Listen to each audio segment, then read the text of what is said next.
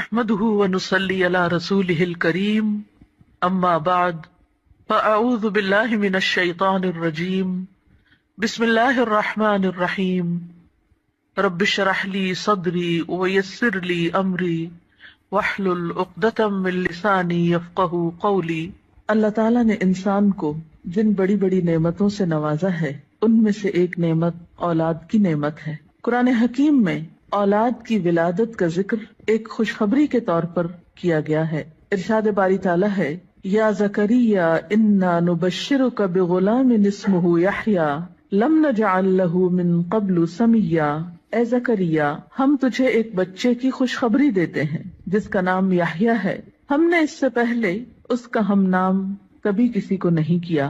تو گویا اولاد کا دنیا میں آنا انسان کے لیے ایک خوشخبری کی حیثیت رکھتا ہے۔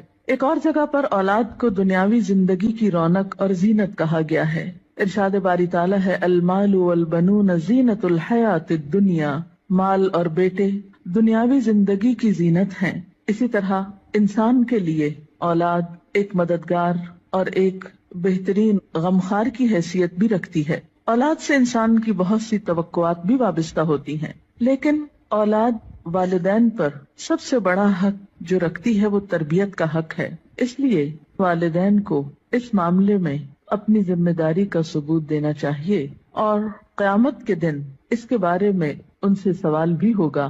قرآن پاک میں اللہ سبحانہ وتعالیٰ فرماتے ہیں، یا ایھا الذین آمنوا قوا انفسکم واہلیکم نارا۔ اے لوگو جو ایمان لائے ہو، اپنے آپ کو اور اپنے گھر والوں کو آگ سے بچاؤ۔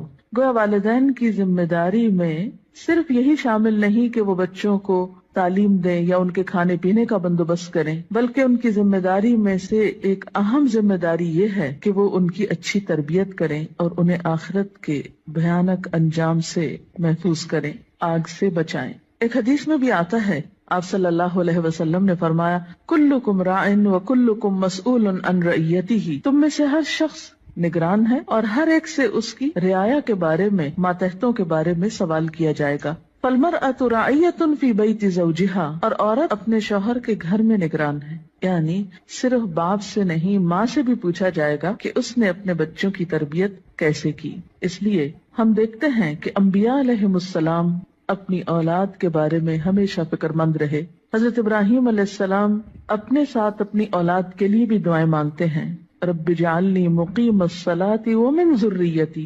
اے اللہ، مجھے نماز قائم کرنے والا بنا اور میری اولاد میں سے بھی۔ حضرت یعقوب علیہ السلام کے بارے میں آتا ہے کہ جب انہیں موت آئی تو اس وقت انہوں نے اپنے بچوں کو بلا کر کچھ پوچھا۔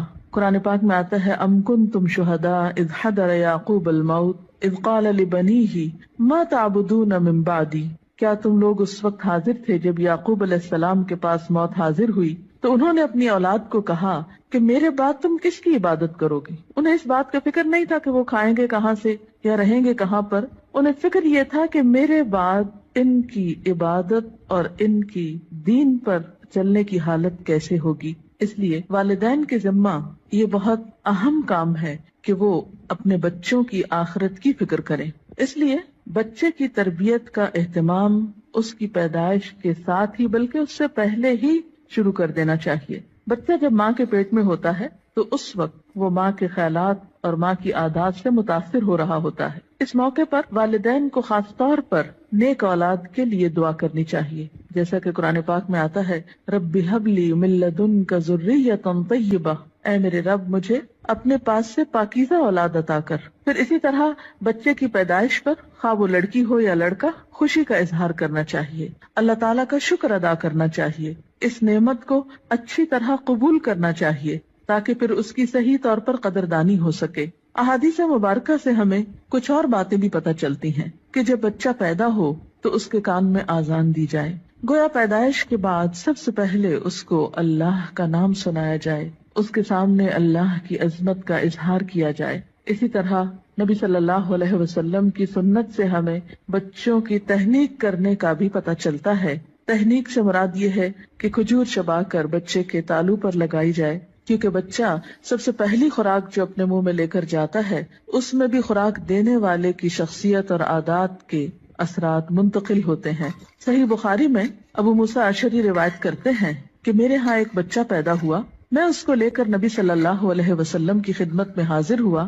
آپ نے اس کا نام ابراہیم رکھا، ایک کھجور سے اس کی تہنیک کی اور اس کے لیے برکت کی دعا کی اور اسے میرے حوالے کر دیا. پھر اسی طرح بچے کا نام اچھا رکھنا چاہیے، نام ایسا ہو کہ جس کا مطلب بھی اچھا ہو، تاکہ بچہ جب پکارا جانے پر اپنا نام سنے تو وہ اچھے لفظ کو بار بار سنے.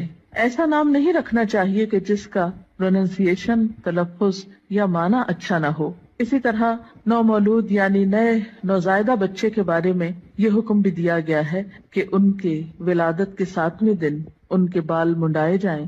بعض حکماء نے اس کی یا اطباء نے اس کی حکمت یہ بیان کی ہے کہ سر مڑنے سے سر کے مسامات کھلتے ہیں، نگاہ، سماعت اور سونگنے کی قوت کو فائدہ پہنچتا ہے. اسی طرح سنت میں ہمیں بچوں کا عقیقہ کرنے کے بارے میں بھی تعلیمات ملتی ہیں. عقیقہ کرنے میں ایک حکمت یہ ہے کہ انسان اپنے رشتہ داروں کو، غریبوں کو، ہمسایوں کو اس خوشی میں شریک کرتا ہے. اس موقع پر ان کے لیے گوشت بھجواتا ہے، یعنی عقیقے کے جو بکرے ہیں ان میں سے. پھر اسی طرح بچپن ہی سے بچوں کے ساتھ محبت اور شفقت کے ساتھ پیش آنے کا حکم ہے. بچہ صرف غذا کا ہی محتاج نہیں ہوتا، محبت و شفقت اور کیئر کا محتاج بھی ہوتا ہے. نبی صلی اللہ علیہ وسلم کا ارشاد ہے، جو ہمارے بچوں پہ شفقت نہ کرے اور ہمارے بڑوں کی عزت نہ کرے وہ ہم میں سے نہیں. پھر آپ دیکھیے کہ تربیت میں صرف محبت و شفقت ہی کافی نہیں ہوتی، بلکہ اس کے ساتھ ساتھ بچوں کو ڈسپلن سکھانا بھی بے حد ضروری ہوتا ہے. پھر یہ ہے کہ بچوں کی تربیت کے مختلف پہلو ہیں. ان کی تربیت میں ان کی ایمانی تربیت، اخلاقی تربیت، جسمانی تربیت، عقلی تربیت، نفسیاتی